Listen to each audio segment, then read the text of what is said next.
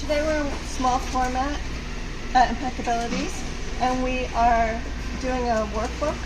So this is an 82-page workbook, front and back, and we're printing 2 up. So we've already cut it in half, and it's going to get a plastic cover and a back cover. But even though this is the back cover, we're going to put it on the top.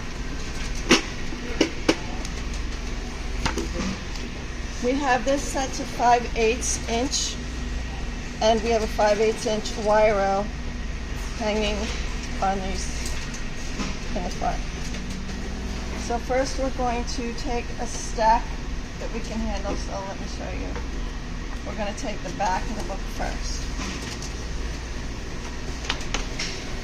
We're going to put it all the way in, make sure it's pushed all the way to the back and all the way to the left edge. We're going to step on the pedal, and that's going to make these holes. And then you just feed them onto the wire row. And you keep doing that for the rest of the book. It can only handle so many pages at a time.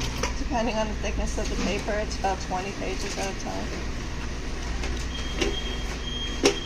This might be too thick. Yeah, you can feel it when it's too thick.